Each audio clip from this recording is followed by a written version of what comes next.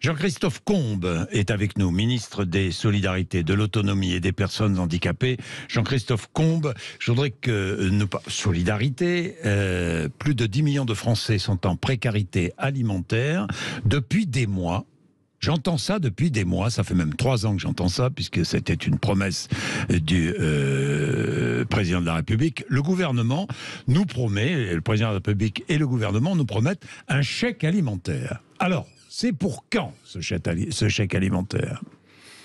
Alors, il existe déjà ce chèque alimentaire. Rappelez peut-être comment cette idée a émergé. Oui. C'était une proposition qui était issue de la Convention citoyenne pour le climat, oui, vous vous en souvenez, proposer un chèque alimentaire.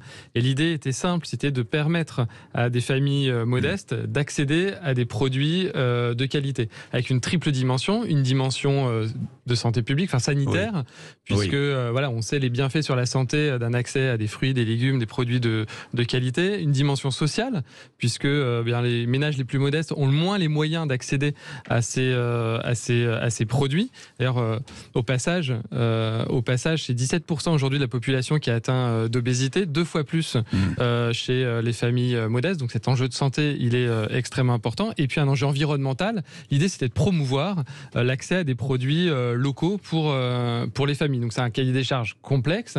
On a mis en place, la Première ministre a annoncé cet automne la mise en place d'un fonds d'aide alimentaire durable. Oui. C'est transformé en un programme cette année que je suis en train de déployer, programme Mieux manger pour tous, 60 millions d'euros qui vont permettre aux grands réseaux associatifs... Oui, mais c'est pas un véritable chèque alimentaire qui a été mis en place. Alors c'est pas l'objet. L'objet, il existe. Est-ce qu'il va exister ? Il sera déployé sur les territoires. J'ai lancé un appel à manifestation d'intérêt pour pouvoir créer des alliances locales. Enfin, c'est-à-dire oui, mais je voudrais être concret, Jean-Christophe. Un chèque, oui. Ça existe.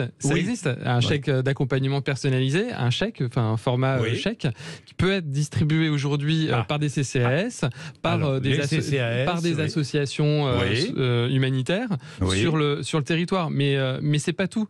C'est-à-dire que moi, je me suis engagé pendant 12 ans à la Croix-Rouge, qui est un grand réseau aussi d'aide et de distribution alimentaire. Ce qui est important derrière ça, c'est à la fois de permettre aux gens qui n'en ont pas les moyens d'accéder à des produits de qualité, et puis d'être accompagnés. Souvent, l'aide alimentaire, c'est une porte d'entrée vers un accompagnement social beaucoup plus global. Parce qu'il ne suffit pas juste de donner manger à des gens qui aujourd'hui sont en difficulté, ont faim et ont des difficultés de s'alimenter. Il faut les accompagner pour sortir de ces difficultés. Alors, les difficultés... Tiens, pensons à ceux qui touchent le RSA. Les allocataires du RSA, 607 € pour une personne seule, 1 900 000 allocataires, 40% inscrits à Pôle emploi seulement aujourd'hui. France Travail va remplacer Pôle emploi. Ça veut dire quoi ? Ça veut dire que les allocataires du RSA, c'est la conséquence de ce remplacement, devront effectuer, il y a une expérimentation qui est conduite dans 18 départements, devront effectuer 15 à 20 heures d'activité par semaine. Ce ne sera pas obligatoire, hein ? Les 15-20 heures ? Ouais. Ce sera obligatoire ou pas ? Si, c'est obligatoire. C'est-à-dire que quand c'est obligatoire. Pour toucher le RSA, c'est pas inscrit dans le projet de loi. Il va falloir. C'est pas parce l'obligation, elle n'est pas inscrite dans le projet de loi. Dans le projet de loi, tout simplement parce que c'est une obligation qui va devoir s'adapter aussi à la situation des personnes. Parmi ces allocataires du RSA, on sait qu'on en a un certain nombre qui ne peuvent pas travailler. Auquel cas, on leur proposera un accompagnement particulier. Ce qui est important en fait dans cette histoire, c'est de se dire qu'aujourd'hui, on est quasiment arrivé au plein emploi, qu'on a des dizaines de milliers de postes qui sont vacants et qu'on a des personnes qui aujourd'hui ont des difficultés d'accéder au marché de l'emploi. Moi, je considère que la meilleure des politiques sociales à mener, c'est le travail, c'est de permettre à ces personnes d'accéder à l'emploi. Donc, ce qu'on veut faire, c'est d'adapter et d'investir massivement sur leur accompagnement. Et donc, ça peut être par de la formation, par des stages d'immersion en entreprise, par des activités au service de l'intérêt. Ce ne sera pas du bénévolat, on est bien d'accord ? Non, c'est pas du bénévolat déguisé ou du travail dissimulé. Mais ce ne sera pas obligatoire. Ce ne sera pas inscrit dans la loi dans tous les cas. C'est pas inscrit. Il y aura des sanctions. C'est pas inscrit dans la loi. En revanche, c'est bien ce qu'on va mettre en œuvre. Et d'ailleurs, vous avez cité l'expérimentation actuelle dans 18 départements. Si la personne va être obligée maintenant qu'elle touche le RSA, pour toucher le RSA, pas obligatoire, mais elle va être obligée. À France Travail. C'est ce que j'ai pas très bien compris. C'est pas obligatoire, mais elle va être obligée. Alors, expliquez-moi là, parce que je comprends pas. C'est une logique de droits.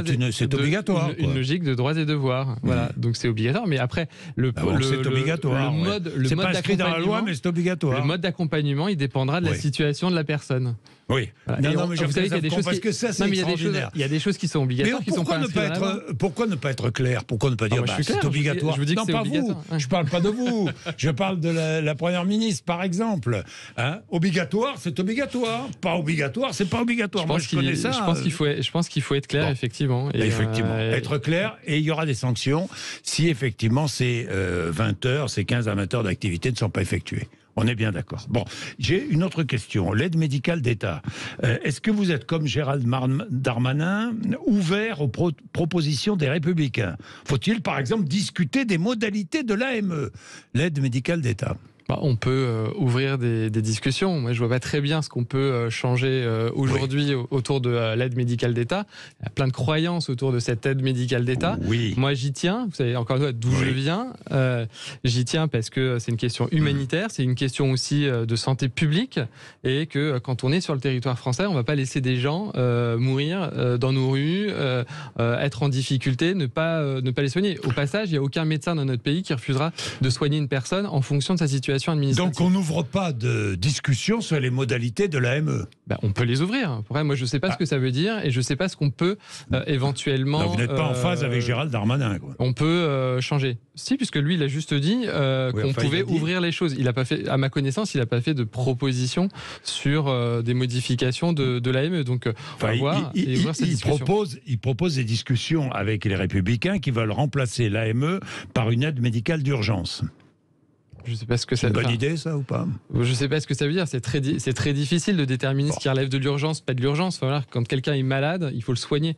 C'est pas plus compliqué que ça. Et quelle que soit sa situation administrative, on parle quand même d'enfants, de femmes, d'êtres humains qui seraient en difficulté sur notre territoire. Il faut les soigner. Bien. Autre chose. Les personnes âgées. La loi bien vieillir. Enfin, loi, c'est une proposition de loi, hein. C'est un peu léger, parce que là encore, je pense aux promesses du président de la République. Il voulait une loi pour le grand âge. Est-ce qu'il y aura, avant la fin du quinquennat, une loi pour le grand âge? Vous m'invitez à être clair, je vais être très clair. Alors allez-y. Il y aura une réforme du grand âge. C'est le travail que je conduis depuis presque un an maintenant, dans le cadre du Conseil national de la refondation sur le bien vieillir. J'ai lancé une grande concertation.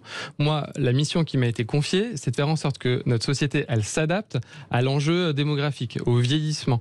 Et donc, il y aura une réforme du grand âge qui passera... par un projet de loi qui passera par des éléments législatifs. Il y a une PPL en discussion. Il y a une PPL en discussion qui s'est considérablement enrichi quand même au cours de la discussion. C'est vrai, j'ai regardé qui montre qu'il y a quand même quelques sujets qu'on peut traiter de façon convergente avec les oppositions mais aussi. Aucune grande loi sur le vieillissement de la société. Mais parce qu'il n'y a pas que des mesures législatives. On est accroché à ça. La loi, c'est qu'un véhicule.